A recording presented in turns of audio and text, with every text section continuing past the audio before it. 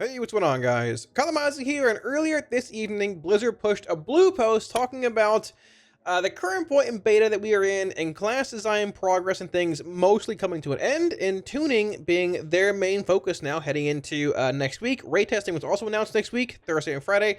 Number one, I'll be streaming it on stream as long as the hurricane doesn't knock out my power. There's a hurricane coming in a few days. I don't know, we'll figure it out. But either way, the point of this video tonight is talking about that blue post and looking at some of the changes that I think could be made to Warlock on a tuning end of the spectrum. Now, a few weeks ago, we put a video out talking about some changes that could be made talent-wise, like node-wise, all that.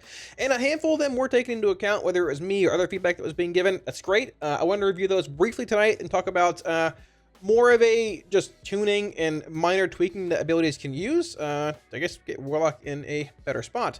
Now, overall, I do think Warlock is one of the better classes, and the specs are some of the better specs in the game in beta as far as things are concerned. So yeah, obviously no one's going to be happy with their class 100%. There's going to be a node somewhere that nobody likes. That's how it is. Or most doesn't like. You know what I mean. But for the most part, I think Warlock's in a pretty good spot. I can't say the same for some other classes, but hey, you know, it is what it is.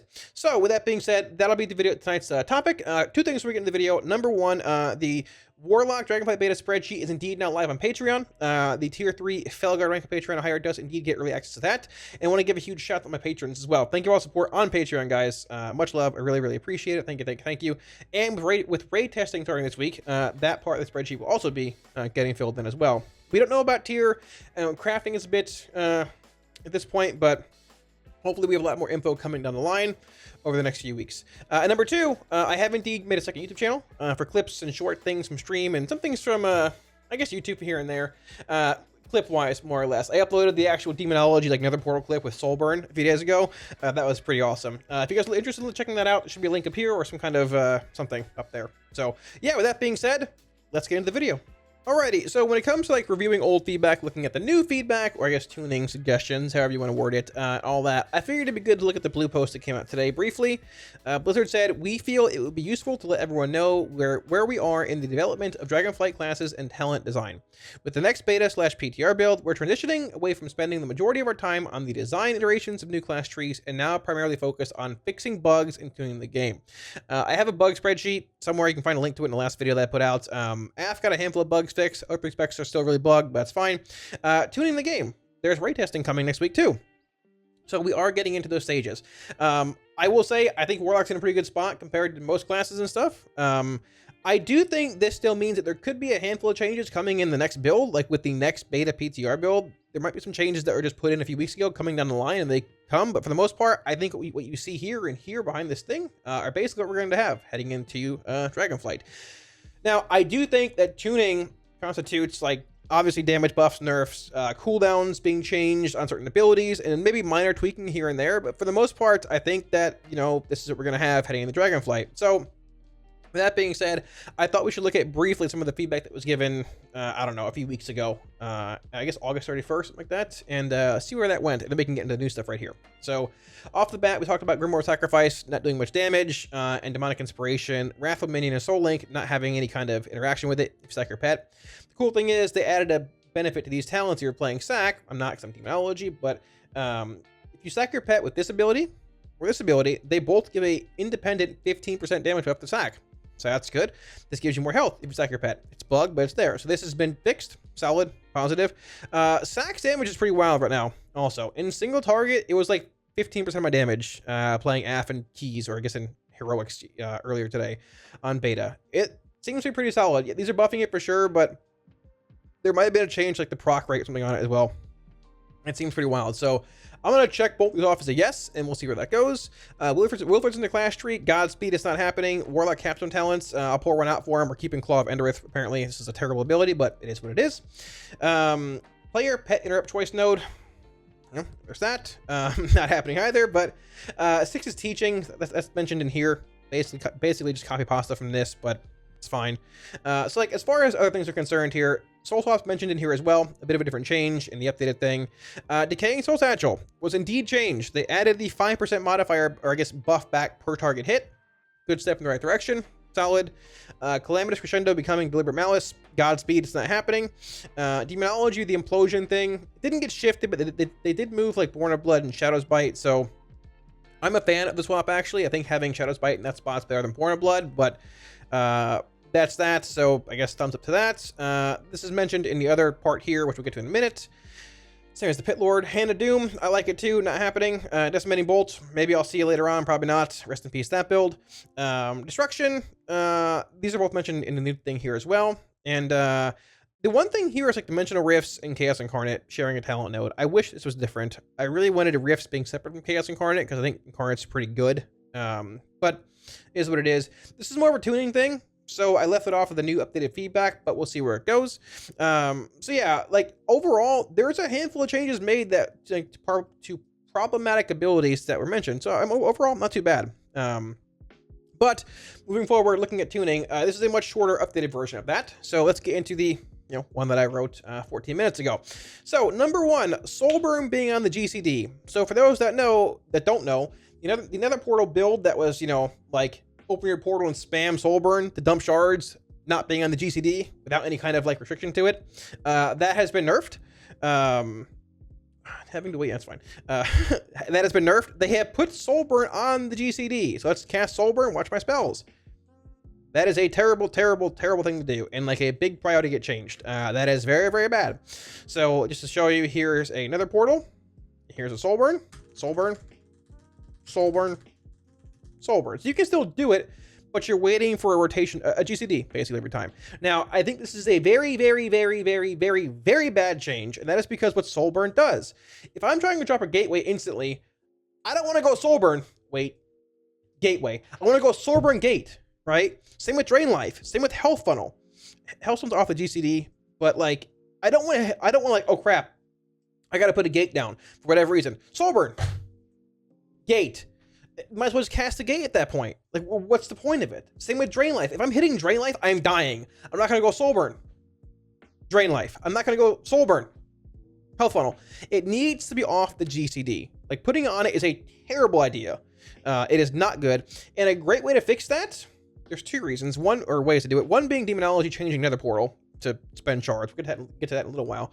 Number two, the simplest change. It should be this way anyways, which it might just be coming down the pipeline. Hey, if I got a Soulburn buff, I should have a buff on me. Yeah, there we go. If I got a Soulburn buff, watch my shards. Don't let me Soulburn more. Just don't let me do this. Very simple change. Putting it on the GCD is a terrible idea, and it makes the ability even worse than it already is. Just take it off the GCD and do that. Just don't make it spammable. It's a very easy fix. Just do that. I'm passionate about it because, like, good lord, like, please. So yeah, there's that. Hopefully that fix is put in. Like, you shouldn't be able to spam this other way. There's no real reason to be able to spam it either. Just make it not able to be spammed or cast again if you have the buff on you. You can currently queue the buff before you pull a boss anyways. It's a permanent buff on you. It doesn't have a duration. It's like, if you're pulling a boss any point in time, cast a Soulburn, the buff stays forever. The shard regens, right? Just fix it. It's a simple change, but it's very, very, you should fix it. Yeah. So, number two is Teachings of the Black Harvest. So, this is very copy pasta from what I had before. This ability here is not very good for like any spec but Demo, and even for Demo, it's not very good. It reduces the cooldown of charge and increases the maximum range. So it can be like a minor DPS increase. I'll take it, but for like Imp, Voidwalker, Felenter, and the Succubus or whatever, it's not good. A 4% DR is very bad. Same with the Voidwalker, same with the Felhunter, same with the Syad, whatever. It's sort of like almost going into overhaul territory if you want to like say, hey, instead of doing this, maybe make the pets actually be more powerful versions of themselves and make them do more damage.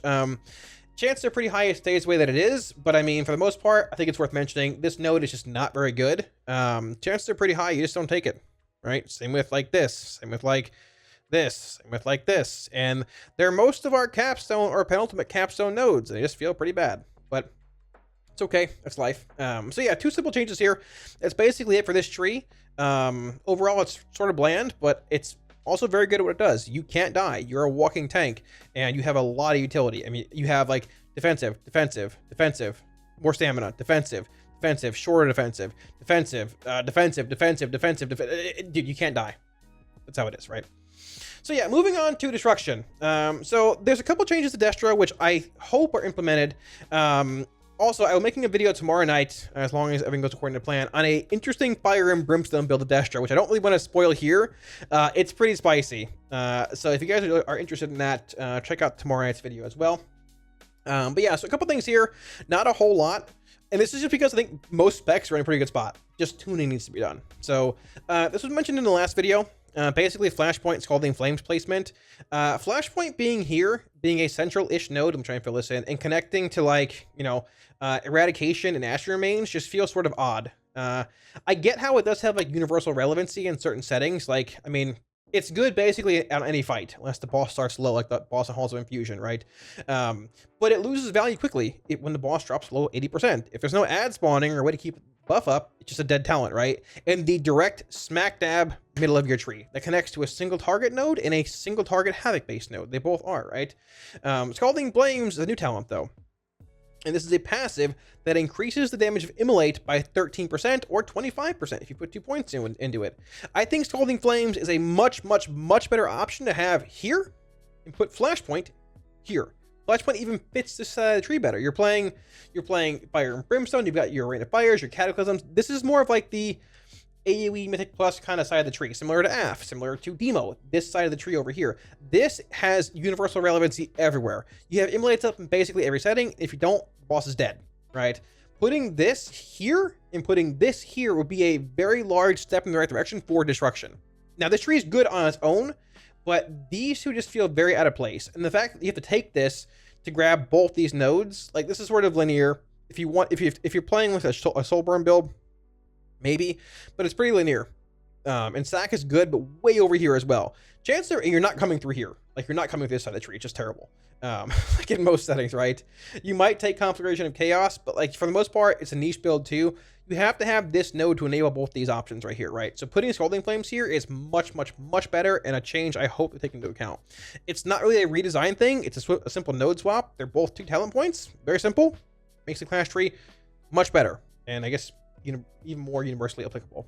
Second interaction here is Fire and Brimstone not generating shards. I think there was some confusion early on. People thought that it did, but I'm pretty sure what they were seeing was like the Incinerate's critting the target, because if Incinerate crits, it gives you more shards. So you get like the initial shards when it's cast, and then get more if it crits. I think they were just seeing Incinerate's critting, weren't really paying attention, but it's fine, no big deal. It feels like if you're trying to play Burn to Ash or Fire and Brimstone, Burn to Ashes is mandatory. But this ability says that it stacks 4 times. From what I've seen, unless it's bugged, the damage doesn't stack 4 times. The buff of 15% stacks 4 times, but it's also consumed twice when you cast Incinerate through Fire and Brimstone.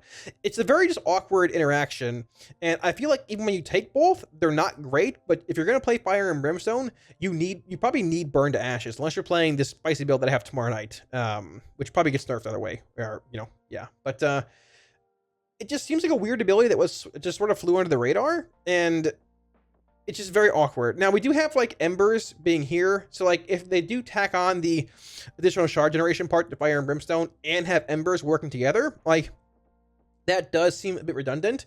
But at the same time, there's no interaction with Embers and Fire and Brimstone. Like, it's just that one Incinerate either. So, like, I feel like if they could just add the baseline shard, like, gen clause back to this, and if you have, like, this talent taken with the shard gen clause, just say, hey, Embers doesn't work with it. Put a clause on it. It's fine. That would be a better step. I guess a step in the right direction to make Fire and Brimstone more relevant. But chances are pretty high. It's just still pretty bad either way. And that's just that. So maybe tuning comes. Maybe they buff the damage on it. But I don't know. We'll see. So as far as Affliction is concerned, there's not a whole lot that I have issues with Affliction. But there are 2 things that I think need to really be addressed. And number 2, I learned tonight, and it feels really bad in certain settings. So number 1 being Soul Swap. There's a couple changes that can be made to this. The cool thing is it used to be here, but they put it here with this cool way around it in every scenario because they know it's bad. So memes aside, Soul Swap costing a shard is awkward. You can read what I put here. Basically, costing a shard is awkward in its current form. It applies Corruption, Agony, and UA. It also moves the UA if you have it up anywhere, and you have no option of saying, hey, I don't want to do that. It moves it for you. It doesn't put up a second UA, it just moves it for you. If you're playing Siphon Life, for example, there's no Siphon Life application either. It's the same thing. It just applies Agony, Corruption, and UA, and that Agony is also at 1 stack.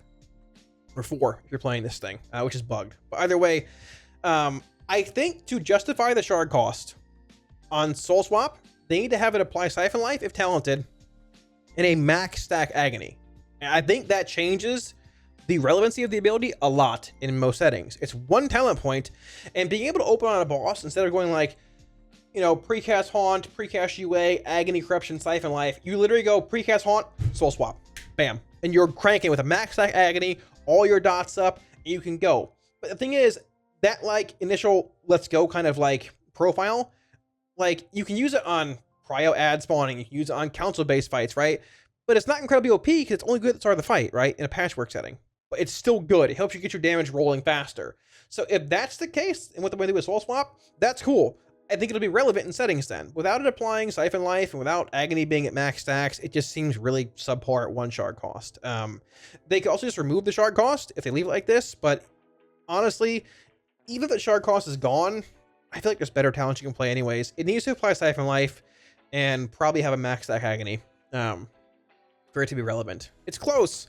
It's there. It's cool. It's iconic, but in its current form, just subpar. Number 2 is Vile Taint. So Vile Taint was changed a couple builds ago to a 30-second cooldown from a 20-second cooldown. And I said, oh, not that big of a deal. Probably doesn't matter a whole lot. Because trash packs, I mean, probably doesn't matter a whole lot. It matters. Grim Reach has been fixed. So we were playing it earlier today in Dungeons. Don't worry about this meter here, by the way. This was, people were playing crafted gear, apparently. But we were playing it in Dungeons. I can tell you, having a 20-second cooldown makes this ability feel so much better, or it would, because there are these awkward times where like, so there are these awkward times where I'm heading from, let's say we pull a pack, right? The tank runs in, right? Let's just do this here quickly. The tank runs into the pack. We can precast our Seed of Corruption because they're playing Solar Seeds, right? We can go right into a Vile Taint. So that's that seed. It's all the Agony is rolling. Vile Taint's up. Put up our UA. Put up our Soul Rot, Dark Lair. You can just crank, right? Like this, for example. That sounds good. We can cast our Seed like this. Go Vile Taint. We can roll our UA. We can go Soul Rot. And we're cranking. We're in business. Grim Reach does a lot of damage. We're juiced up. It feels good, right? But the problem is like when this pack dies, which you encounter like in lower settings and things, right?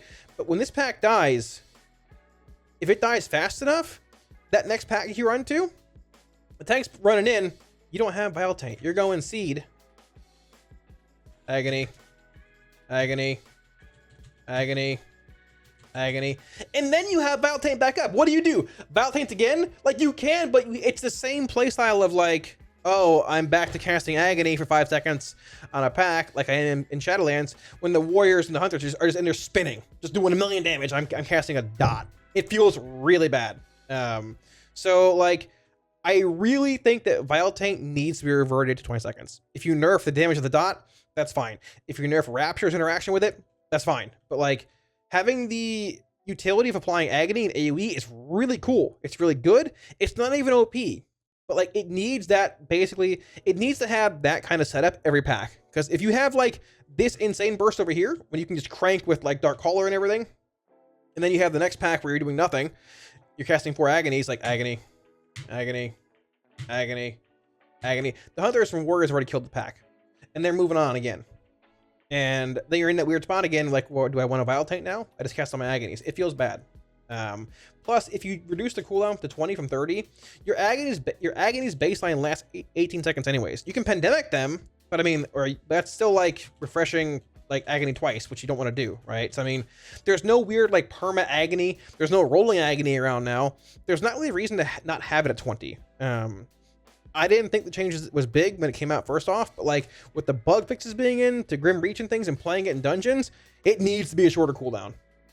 Minimum 25, but realistically 20. Because like Aft's damage profile and toolkit feels really good being able to apply Agonies and AoE.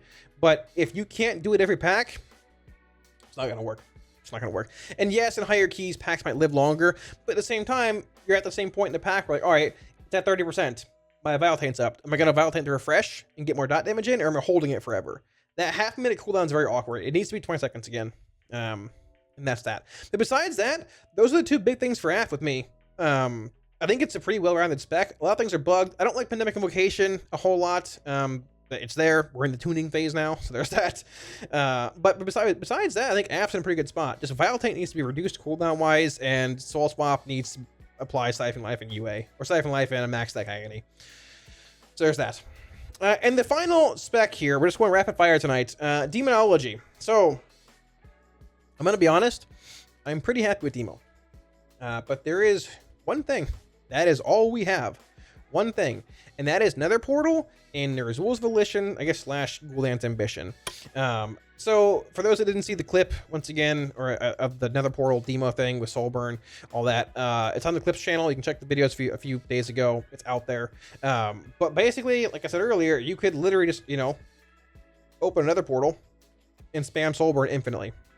Because it wasn't on the GCD, it would go from 5 shards to 0 in like half a second, and it would summon 5 pets, and it was huge. You could do that, cast 2 Demon Bolts, do it again, Tyrant, do it again. It was really insane. It wasn't going to last. It was very cool, but their fix was to put Soulburn on the GCD, which is terrible. We talked about that already. We already mentioned just, hey, make it so you can't cast Soulburn if you already have a buff on you. Easy fix.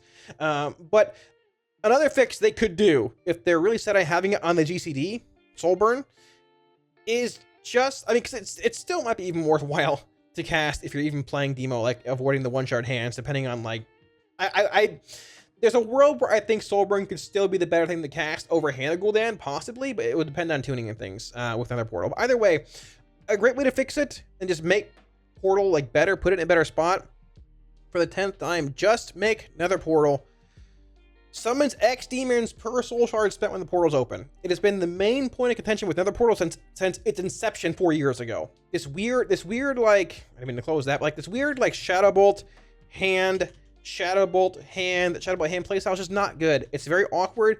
Nobody really enjoys it. And it's even more awkward now that we have Soul Conduit in their baseline class tree. Because, like, theoretically, if I'm sitting at 1 shard, right? If I'm sitting at 1 shard and I go Shadow Bolt hand, I could get a refund here. I could go hand again. But chances of it happening are low, so I'm just going to go passively back into that Shadow Bolt. But if I get a refund, do I stop? Do I start casting a hand again? It's just awkward and promotes really subpar rotational gameplay.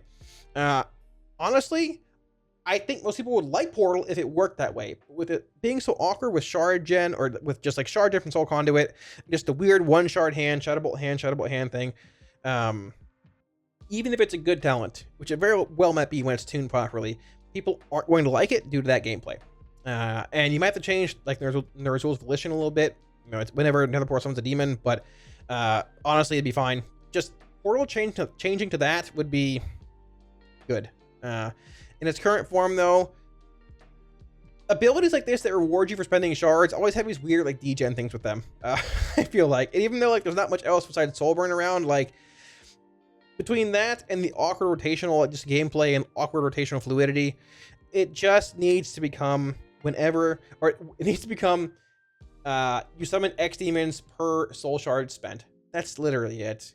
I don't know why Liz is stuck on this weird, like, just one, like, Shadow Bolt hand whenever you spend shards kind of thing. It's just not good. It's literally anti-synergistic with Tyrant and things too. But you know what? It is what it is. Besides that, though, I'm going to be honest, all 3 of the class trees are spec trees. I think we're in a pretty good spot. Like, minor things here and there for Aff, same for Demo, same for Destro, but overall, like, I think Lock's in a pretty good spot. Ray testing is coming soon. Tuning will follow suit with that, and we'll see where it is. But like I said, I think Lock's in a pretty good spot in one of the better classes and specs in the game currently. So yeah, thanks for watching, guys. That should just about wrap it up. I'll have a link to the actual feedback doc that you saw here down below in the video description for those that want to take a look at it as well.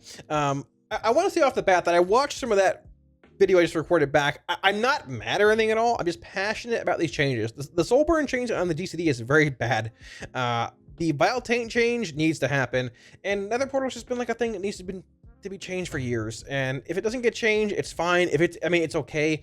If it's the best talent, we'll end up playing it. But it's also just, it's awkward knowing that it could be just so much better with one very, very minor change. But I guess that's just the world we live in. So let me know what you guys think of, I guess, the state of Warlock and all the like suggestions down below in the comment section. If I missed anything important, let me know down there as well, and I'll be sure to get back to you. So, like I said, I think Warlock's in a pretty good spot overall. Tuning will tell. Some classes are pretty overtuned right now, but damage is not the important thing right now. It's how your spec feels rotationally, all that kind of stuff. Does it flow well? Does it mesh well together? Are there good builds? And I think Lock has that down pretty well. There are like 5 builds of Demonology, like 5 builds of Destro, and a couple of AF, but I mean, AF is just good at what it does, barring the Weird Battle Taint cooldown extension. But yeah, we'll see where it goes. So with all that being said, I want to thank all my patrons one more time for all support on Patreon. Thank you guys for all well, support a million times. Thank you. Once again, the Warlock Dragonflight Beta spreadsheet is indeed now live on Patreon. The Tier 3 Felguard rank on Patreon higher does indeed get early access to that.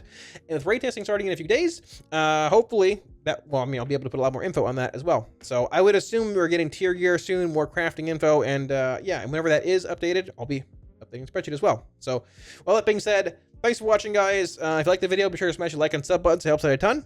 And I'll catch you all again soon on stream. Peace.